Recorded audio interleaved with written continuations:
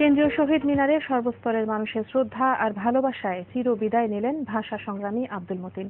দুপুরে শ্রদ্ধা নিবেদন করতে এসে বিএনপির ভারপ্রাপ্ত মহাসচিব মির্জা ফখরুল ইসলাম আলমগীর সহ অনেকেই অভিযোগ করেন রাষ্ট্রের দীনতায় হয়নি রাষ্ট্রীয় সম্মান। তবে স্বাস্থ্যমন্ত্রী মোহাম্মদ নাসিম বলেছেন এ শ্রদ্ধা পুরো জাতির। দর্শক, প্যাট্রিক ডিকস্টার রিপোর্ট, ক্যামেরা ছিলেন হাসান বিশ্বাস।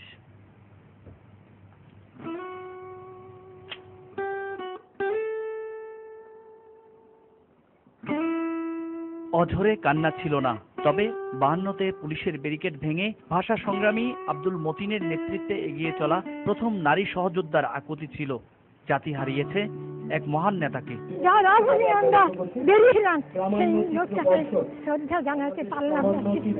ভাষা মতিনকে শ্রদ্ধা জানাতে জড়ো হন রাজনৈতিক সামাজিক সংগঠন সহ বিভিন্ন শ্রেণী পেশার মানুষ। তাদের মুখে ছিল উচ্ছ্বসিত প্রশংসা। কোনো কৃতি ব্যক্তিকে যথার্থ সম্মান না জানানোটা, এটা তার যে খুব ক্ষতি হয় তা হয় না, এই ক্ষতি জাতির ক্ষতি। তার প্রতি ব্যক্তিগত শ্রদ্ধা জানানোর প্রয়োজনীয়তাটা এখানেই, যে নতুন প্রজন্মকে যাতে আমরা সত্যিকার ইতিহাস সম্পর্কে পাঠ দিতে পারি। মূল্যায়ন হওয়ার প্রয়োজন ছিল, তাদের মূল্যায়নটা হয়নি। চার লোক না, উনি দেওয়ার লোক, উনি কিছুই চান না। উনি ভেবেছেন দেওয়াটাই, দেওয়ার মধ্যে আনন্দ, পাওয়ার মধ্যে আনন্দ নেই। সহযোদ্ধারাও এসেছিলেন প্রিয় নেতাকে শেষ শ্রদ্ধা জানাতে। তাদের দাবি ছিল রাষ্ট্রীয় সম্মানের। তাদেরকে তো স্বীকার করতে হবে, সে 21 ভাষা শহীদকেই সেবা মর্যাদা দেওয়া হয়, মতিন সাহেবকে সেবা একটু মর্যাদা দেওয়া হোক। সেই যে স্বপ্নগুলো আমাদের তারুণ্যে আমরা দেখেছিলাম, সেই স্বপ্নটুকু বাস্তবায়নের পথে সেই আমরা অনেক পিছিয়ে আছি। শিক্ষামন্ত্রী বলেন তার এই অবদান পাঠ্যপুস্তকে অন্তর্ভুক্ত করে নতুন প্রজন্মকে এগিয়ে নেয়ার উদ্যোগ গ্রহণ করা হবে। কিন্তু ভাষা আন্দোলন, ভাষা সৈনিক, তাদের ব্যাপারে আমাদের এখানে সুস্পষ্টভাবে পাঠ্যপুস্তক এখনই আছে। কিভাবে তাকে আরো হাইলাইট করা যায় সে নিশ্চয়ই আমরা চিন্তা করবো।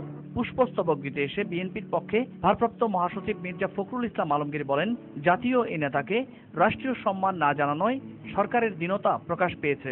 এই মহান নেতাকে সম্মান দেওয়া আমাদের কর্তব্য, প্রতিটি মানুষের কর্তব্য, রাষ্ট্রের কর্তব্য তারও বেশি ছিল। এখন সেই জবাবটা রাষ্ট্রই দিতে পারবেন যে সেখানে দীনতা কেন।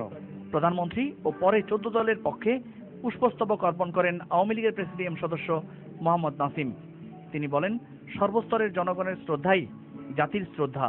তার যে অবিস্মরণীয় অবদান ভাষা আন্দোলনের জন্য, সেই জন্য আজকে বাংলার জনগণ শ্রদ্ধার সঙ্গে তাকে সম্মান জানাচ্ছে, তাকে আমরা বিদায় দিচ্ছি। বাংলাদেশ আওয়ামী লীগের পক্ষ থেকে, 14 দলের পক্ষ থেকে এবং মাননীয় প্রধানমন্ত্রী শেখ হাসিনার পক্ষ থেকে আজকে আমরা এখানে এসেছি তাকে শেষ শ্রদ্ধা জানানোর জন্য। আজীবন ত্যাগী আব্দুল মতিন জীবন সায়ান্নেও দান করেছেন তার মরদেহ। জাগতিক শেষ পর্বে এখন শুধুই আনুষ্ঠানিকতা। জনগণের কাছে আমার পরিবারের পক্ষ থেকে আমরা কৃতজ্ঞ। যাদের আত্মত্যাগে বাংলা পেয়েছে রাষ্ট্রীয় সম্মান, মানুষ পেয়েছে মায়ের ভাষায় কথা বলার অধিকার, তাদের মধ্যে অন্যতম ভাষা সৈনিক আব্দুল মতিন।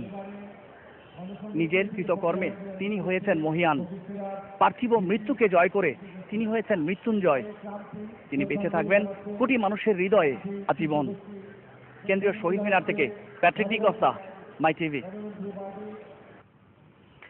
4 ঘন্টা পরে দুপুর 2:35 419 জন হাজি নিয়ে বাংলাদেশ বিমানের প্রথম ফিরতি হজ ফ্লাইটটি ঢাকায় হযরত শাহজালাল আন্তর্জাতিক বিমানবন্দরে অবতরণ করে।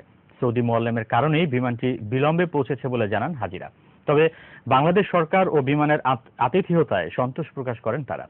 সালেহিন আহমেদের রিপোর্ট। হোঁচট দিয়েই এবার শুরু হলো হাজিদের নিয়ে ফিরতি ফ্লাইট। সকাল 10:30টায় বিমান বাংলাদেশ এয়ারলাইন্সের এই ফ্লাইটটি অবতরণের কথা থাকলেও জেদ্দা এয়ারপোর্ট থেকে বিমানটি বাংলাদেশের উদ্দেশ্যে রওনা হয় 4 ঘন্টা দেরিতে। সৌদি মোয়াল্লেমের কারণেই এই দেরি জানান হাজিরা। এই মোয়াল্লেম উনি অ্যাকচুয়ালি আমাদেরকে 3টায় বাস আসার কথা ছিল, এটা ডিলেট করে 8টাতে আসতে 4 ঘন্টা ওখানেই ডিলে হয়েছে। মোয়াল্লেম গাড়ি দিতে একটু লেট করছে, এই জন্য আর মোয়াল্লেমদের মানে ইয়ার জন্য একটু দেরি হচ্ছে আর কি। শান্তিপূর্ণভাবে হজ শেষে দেশে ফিরতে পেরে আনন্দ প্রকাশ করে হাজিরা জানান আসা যাওয়ার ব্যাপারে সরকার কিংবা বিমান সংস্থার আন্তরিকতার কোনো ত্রুটি ছিল না। হজের যা যা করার দরকার সবকিছু ইনশাআল্লাহ করতে পারছি, কোনো সমস্যা হয় নাই। না আলহামদুলিল্লাহ, বাংলাদেশ বিমানের সার্ভিস খুবই ভালো আর আমাদের গভর্নমেন্টও চেষ্টা করেছে সর্বাত্মক। না কোনো অসুবিধা না, ঠিক ছিল সব, আলহামদুলিল্লাহ সব ভালো ছিল। Thank you. জি, দোয়া করেছি। আল্লাহর অশেষ মেহেরবান রহমত করছে, কোনো সমস্যা হয়নি আমাদের আল্লাহর মধ্যে। নিজের ও পরিবারের পাশাপাশি দেশ ও মুসলিম উম্মার শান্তি কামনা করেই দোয়া করেছেন বলেও জানান তারা। সারা মাখলুকাতের জন্য দোয়া করা হচ্ছে, দেশের জন্য শান্তি ফিরে আসে, দেশ যেন সমৃদ্ধ থাকে, শান্তি।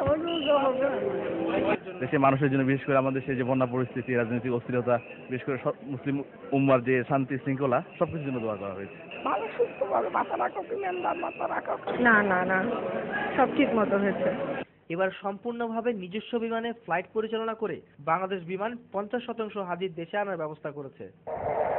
সালেহিন আহমেদ, মাই টিভি, ঢাকা। ঈদের ছুটি শেষে ঢাকায় ফিরছেন কর্মজীবী মানুষ। এ কারণে সকাল থেকেই রাজধানীর সদরঘাট, কমলাপুর ও বাস টার্মিনালগুলোতে ঢাকা আসা মানুষের ভিড়। আগামী দুদিন সাপ্তাহিক বন্ধ থাকলেও ভিড় ও ঝক্কি এড়াতে একটু আগেভাগেই স্বস্তির সঙ্গে ফেরার কথা জানান সবাই। ফাহিম মোনায়েমের রিপোর্ট, ক্যামেরায় ছিলেন সাগর আহমেদ। ঈদের ছুটি কাটিয়ে যারা নদীপথে সদরঘাট লঞ্চ টার্মিনালে আসছেন, পল্টনে নামার আগেই তাদের পড়তে হয়েছে চরম দুর্ভোগে। আগে আসা লঞ্চগুলোর কারণে পরের লঞ্চগুলোর যাত্রীদের নামতে হচ্ছে ঝুঁকির মধ্যে। সমস্যা এখানে হচ্ছে, এই এক লঞ্চ থেকে আর এক লঞ্চে বাচ্চা নিয়ে, তো আমরা আরেকটা লঞ্চের উপর থেকে আসছি, তো ব্যাগ ট্যাগ নিয়ে অনেক প্রবলেম হচ্ছে। মানে যে লঞ্চগুলো খালি হয়ে যাচ্ছে সেগুলো এখান থেকে আর ব্যাক করতেছে না, পরবর্তী লঞ্চগুলো এটার পিছনে এসে ঘাট করে, এই কারণে আমাদের নামতে সমস্যা হচ্ছে। ঝুঁকি থাকলেও প্রিয়জনদের নিয়ে ঈদ আনন্দ কাটিয়ে কাজের তাগিদে কর্মস্থলে ফিরে আসার কথা জানালেন যাত্রীরা। আর একদম কাছের মানুষজন ছেড়ে একটু কষ্ট হয় আর কি, তারপরেও চাকরির উদ্দেশ্যে আসতেই হয় আর কি। ফাঁকা রাস্তা আর যানজট না থাকায় ভোগান্তি ছাড়াই সড়ক পথে আসতে পেরেছে ঢাকায় ফেরা যাত্রীরা। খুব ভালো কেটেছে এবং কোনো সমস্যা হয়নি, রাস্তা একদম ক্লিয়ার ছিল। অনেক আরামে আসছি ভাইয়া, কোনো সমস্যা হয়নি। ঘাট টাট মোটামুটি ফ্রি ছিল, মানে সঙ্গে সঙ্গে ফ্রি পেয়ে গেছি, আল্লাহর রহমতে কোনো সমস্যা হয়নি। আর কমলাপুর রেল স্টেশনের চিত্র ছিল ভিন্ন। ঢাকামুখী ট্রেনের যাত্রী চাপ যেমনি ছিল, তার চেয়ে বেশি ছিল গ্রামে ফেরা মানুষের চাপ। আমরা ভাবছি যে বেশ হালকাই হবে, কিন্তু তা হচ্ছে না, অনেক ভিড়। বুঝতে নিচে যাবো। ঈদের পরে এখন দাদুর বাড়িতে যাচ্ছি, ট্রেনের টিকিট পাওয়া যাচ্ছিল না, তার জন্য এখন মানে ফ্রি অবস্থায় যাওয়া যাচ্ছে, তার জন্য যাচ্ছি। ট্রেন আসতে কিছুটা বিলম্ব হলেও যাত্রাপথে কোনো সমস্যা হয়নি বলে জানান যাত্রীরা। প্রায় 1 ঘন্টা সোয়া ঘন্টা লেট করছে, এটা একটা এমব্রেসিং ব্যাপার হয়ে যায়।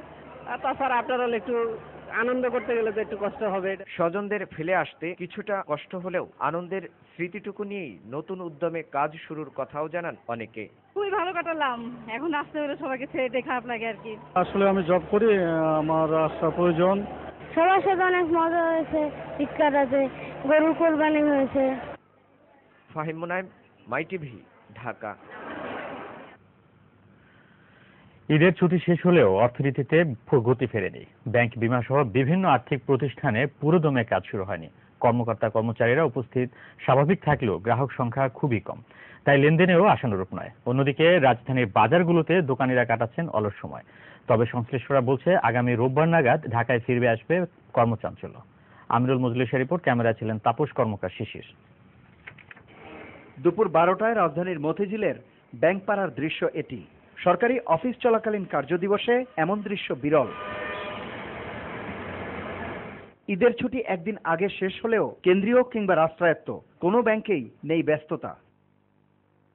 অনেকটা খোশ গল্প করেই সময় কাটাচ্ছেন কর্মকর্তা কর্মচারীরা। সুযোগ পেয়ে কেন্দ্রীয় ব্যাংকের ভেতরেই খেলায় মেতে উঠেছে 2 শিশু। গ্রাহক, ব্যাংক কর্মকর্তা উভয়ই স্বীকার করলেন ঈদের আমেজ এখনো কাটেনি। অন্যান্য তুলনায় আজকের দিন একটু চাপটা কম, ঈদের ছুটি দিব থাকনে তো কাজ কম, অনেকে 2 দিন ছুটি নিয়ে গেছে। 1 ঘন্টা সময় লাগে, একটা ভাষা লাইন আছে, কিন্তু আজকে 2-4 মিনিটে কাজ হয়ে গেছে। রাজধানীর বাজার ঘুরেও দেখা গেল একই চিত্র। দোকানিরা কাটাচ্ছেন অলস সময়। ঈদ ভাঙ্গা বেচা কিনা তো এই যে একটা আসে, এই ঠিকঠাক দিচ্ছি আর কি। এখন বেচা বিক্রি কম, মার্কেট আমাদের গতকাল গিয়ে খুলছে, হ্যাঁ, এখনো শুরু হয়নি বেচা কিনা, খুবই কম। তবে আগামী রোববারের মধ্যেই রাজধানী ফিরে পাবে তার চিরচেনা রূপ। পাশাপাশি অর্থনীতিতে হবে গতির সঞ্চার, এমন প্রত্যাশা সংশ্লিষ্টদের। রোববার থেকে আমরা আশাবাদী কিছু বেচা বিক্রি হবে। আমিনুল মজলিস, মাই টিভি, ঢাকা।